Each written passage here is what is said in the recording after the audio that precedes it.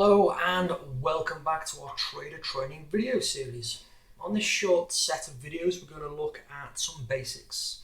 As you can probably gather, we're going to be focusing on the chart. So the chart is what we can see in front of us, and all it really is a visual representation of price.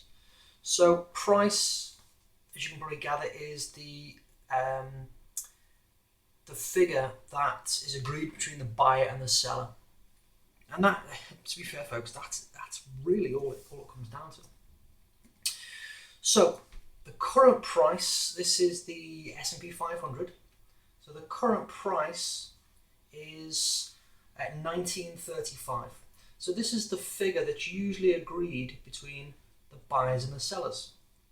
And obviously there's lots of these price agreements that happen through the day, and in regular life, when you go into a shop and you buy a newspaper, if you still do that today, then there's an agreed price for the product and you pay the person behind the counter. Now that price does vary from place to place and shop to shop, so that's the marketplace as a whole has this spread, this difference of prices between them. But when you agree a price, the person buying and the person selling, metaphorically speaking, these days will shake hands and a price will be struck. That price is then can then be represented. So in the stock market world, all these rectangles, the red rectangles and the white or hollow rectangles, they represent all the agreements between buyers and sellers for a particular instrument or a particular stock. So we might look at this data in any way that we want. This little D up here tells us that we're looking at the daily chart. Now we could equally be looking at all the data cut down into 60-minute segments or 30-minute segments, or even going up the time frames into weekly segments or monthly segments. We just happen to be looking at daily segments. So what this tells us is that all the price transactions that happen in any single day are represented by one of these rectangles. So let's zoom in and take a closer look. So random section of the chart, we're taking a closer look at it. What we do know is that this D tells us that it's a daily chart, and these red and white or hollow rectangles tell us what happened in that day. So let's take a look at a quick example. So we've got two types of candle. We've got hollow candles and we've got filled candles. The filled ones are red. So normally the hollow ones represent the open, the high, the low and the close for the time frame that we're looking at. So these are daily charts. So these are visual representations for the open, the close, the high and the low. Now, the hollow or the white filled candles, as this particular chart is known, it's a type of chart.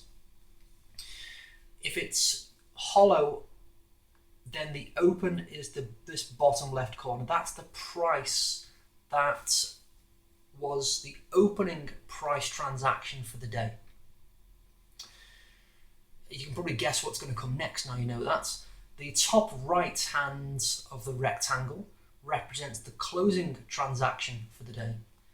The highest high on this little spike here, the wick, the highest high and the lowest low represent the high and the low prices for the day. Now on the filled candles, the highest high and the lowest low is still the same, but it's just the other way around. The top left, and the left side is always going to be the open. The right side is always going to be the close. But this time, because it was filled in, it tells us that it closed lower than it opened. Let's take a look at that on the charts. So let's start at this one here. Now there's no wick on the low points, so the open is also the same as the low in this case. And you can just about see the wick high, and the close is at the right hand of the rectangle. And again, this is pretty much what's going on here. You can see the open, the high, the low is the same as the open in this case, and then the close price. Now I'm going to do some of the red ones here just because we're running out of space. So the left side is always going to be the open. So because this is filled in and it's a different color, the open was the top left now, and it closed lower than it opened. So it actually tells us what happened during that day. Prices sold off through the day. High is always going to be at the high point, and the low is always going to be at the low point. So it tells us a different story, that price predominantly was closing higher than it opened on more of these days over on the left. So price has rallied higher, and that's what this chart is telling us here. And just the opposite, in fact, at this point of the chart, the majority of the days, this section of the chart, they closed lower than they opened. So this tells us that prices were moving, reasonably consistently lower. The individual candles, sometimes they're referred to as bars, just a different way of illustrating the data, but the majority of the time this is how the charts are formed. This is how that data is represented. Again, we can look at 60-minute charts, we can look at 30-minute charts, we can look at 15-minute charts. We can cut this data that we get, we can cut it up into as many different ways as we want. But the way that you read these charts is almost exactly the same every time. Again, this particular occasion, we just happen to be looking at a daily chart. So it tells us the open for the day, the high for the day, the low for the day, and the close for the day.